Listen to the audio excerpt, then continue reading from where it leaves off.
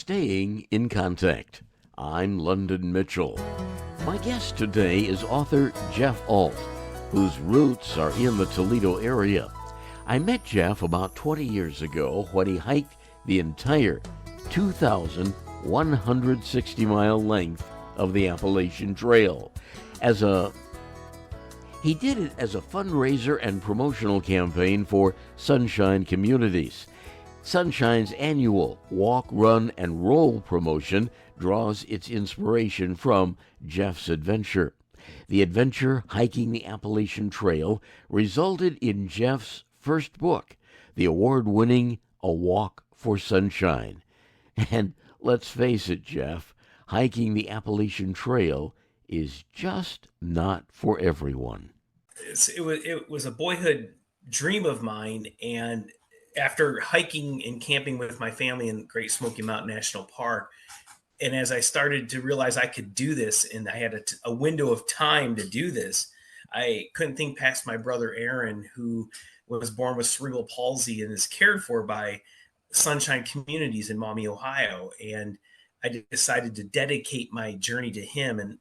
And unbeknownst to me, that turned out to be the biggest inspiration that kept me going all the way through.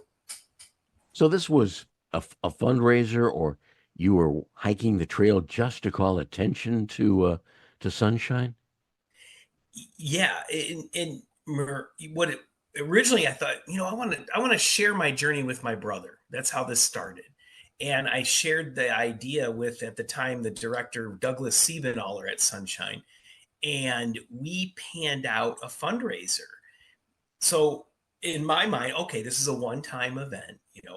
As I walk along, we're going to use the publicity we were getting from my journey, because it was well publicized, and educate folks about the needs Sunshine has along the way. But it turned out to be an annual charity that went on for 26 years. You wrote a book about it. I've read the book. The audio version is one of my favorites.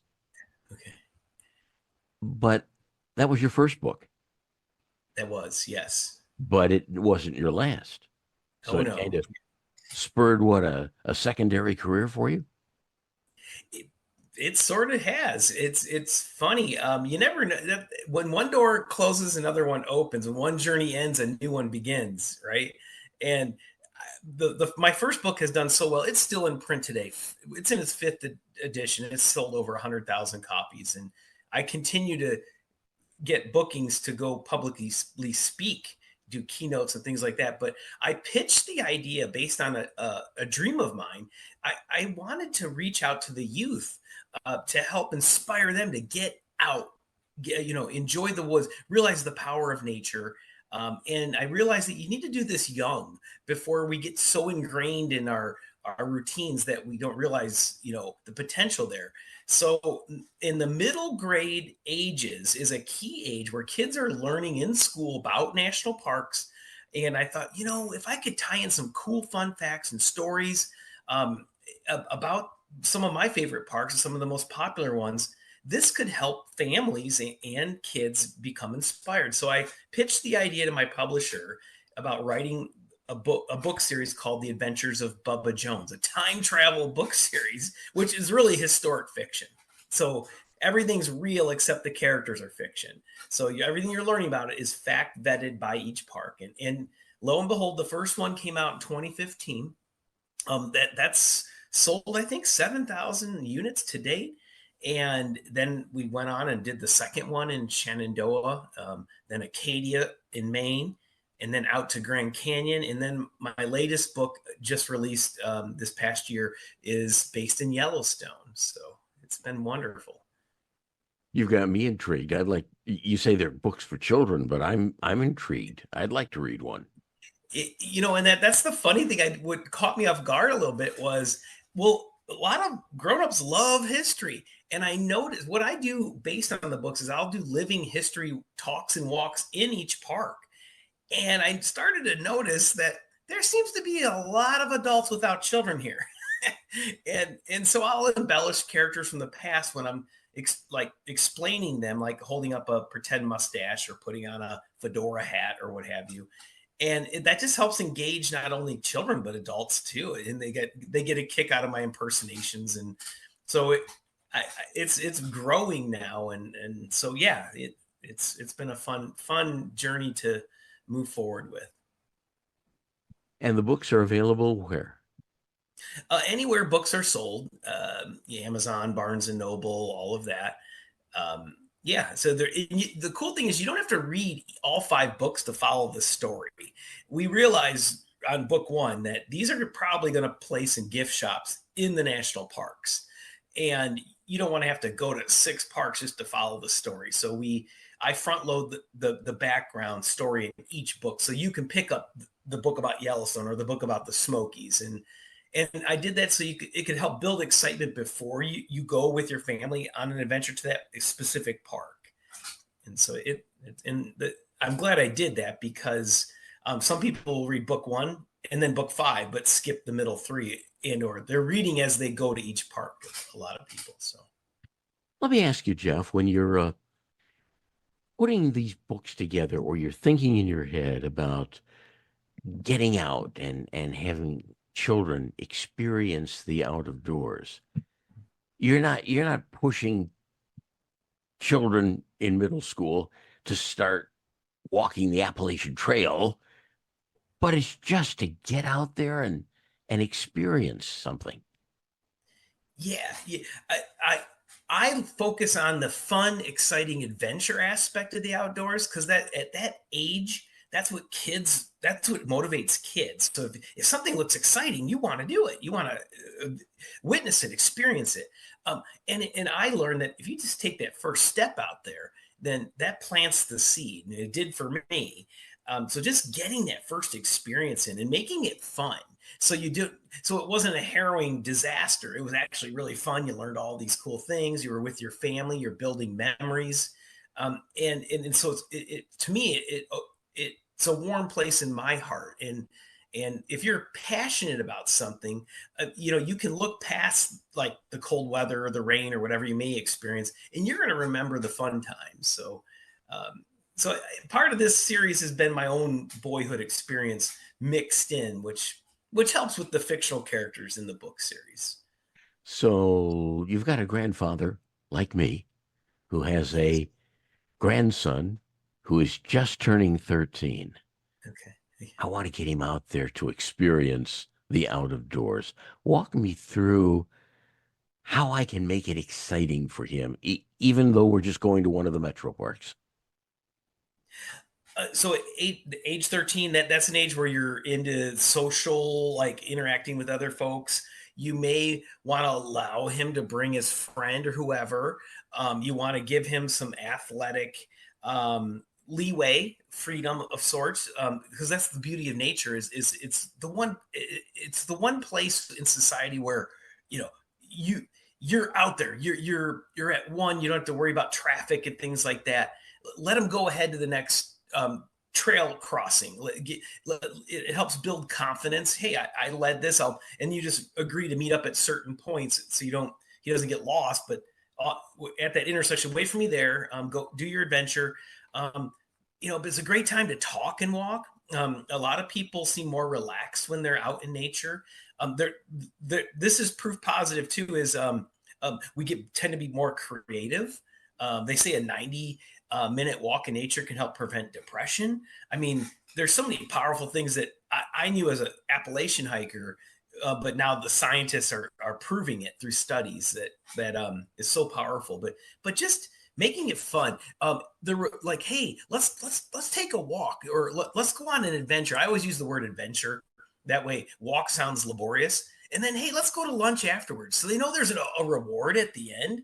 Um, you know, food's very rewarding to most of us. So yeah.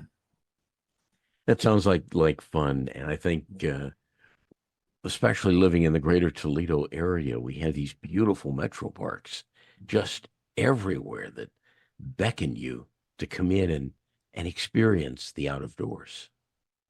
Yes, and growing up, Wildwood Preserve was one of my favorites.